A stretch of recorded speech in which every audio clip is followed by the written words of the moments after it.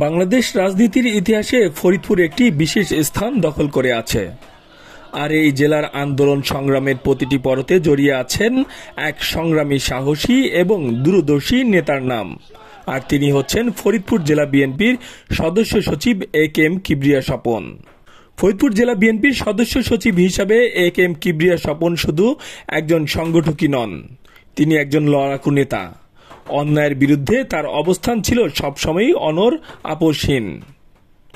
1984 সালে ছাত্র দলের একজন কর্মী হিসেবে যোগদানের মধ্য দিয়ে কিবরিয়া স্বপনের রাজনীতির পথ চলা শুরু। দলের একনিষ্ঠ কর্মী হিসেবে কাজ করায় কিবরিয়া স্বপনের হাতে ফরিদপুর জেলা ছাত্র দলের সভাপতির দায়িত্ব অর্পণ করেন কেন্দ্রীয় কমিটি। আর সেই ছাত্র দলের সভাপতির পদ বহন করেন দীর্ঘ 6 বছর। 6 বছরে ছাত্র দলের নেতাকর্মীদেরকে সুসংগঠিত করে গড়ে তোলায় কিবরিয়া স্বপনের হাতে ফরিদপুর জেলা যুবদলের সাধারণ সম্পাদকের দায়িত্বভার অর্পণ করেন দলের হাইকমান্ড।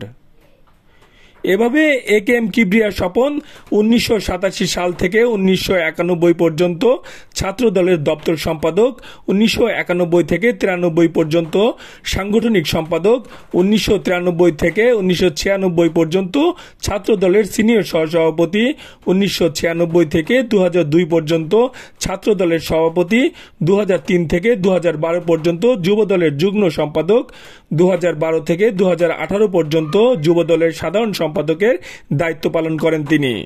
আর এই দীর্ঘ রাজনৈতিক জীবনে নিষ্ঠা ও সততার সাথে দলকে সুসংগঠিত করে গড়ে তোলায় বাংলাদেশ জাতীয়তাবাদী দল বিএনপির হাইকমান্ড কিবরিয়া স্বপনকে ফরিদপুর জেলা বিএনপির সদস্য সচিবের দায়িত্ব ভার অর্পণ করেন।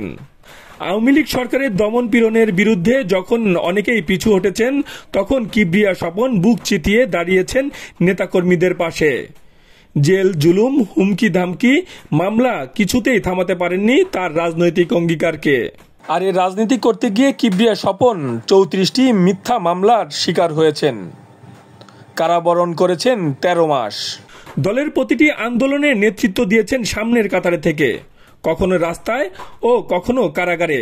রাজপথ ছিল তার চিরচেনা পথ। বিএনপির রাজনীতিকে সুসংগঠিত করতে তার ভূমিকা ছিল অপরিসীম। সংগঠন গড়ে তোলার ক্ষেত্রে যেমন দক্ষ, তেমনি সাংগঠনিক শৃঙ্খলাও ছিলেন অটল। এটি শুধু একটি নাম নয়, এ.কে.এম. কিবরিয়া স্বপন একটি প্রতীক, একটি প্রেরণা, একটি আদর্শ। ফরিদপুরের রাজনৈতিক ইতিহাসের যার নাম লেখা থাকবে সাহস এবং সংগ্রামের অক্ষরে। এই সংগ্রাম চলবে, এই পথ চলা অব্যাহত থাকবে যতদিন না পর্যন্ত গণতন্ত্র ফিরে আসে বাংলার মাটিতে। আর সেই পথে অগ্রদূত হয়ে থাকবেন এ.কে.এম. কিবরিয়া স্বপন। আর এবারও দলের হাইকমান্ড ফরিদপুর জেলা বিএনপির সাধারণ সম্পাদকের পদ এ.কে.এম. কিবরিয়া স্বপনের হাতে ন্যস্ত করবে, এমনটাই প্রত্যাশা ফরিদপুর জেলা বিএনপি ও সহযোগী অঙ্গ সংগঠনের সর্বস্তরের নেতাকর্মীদের।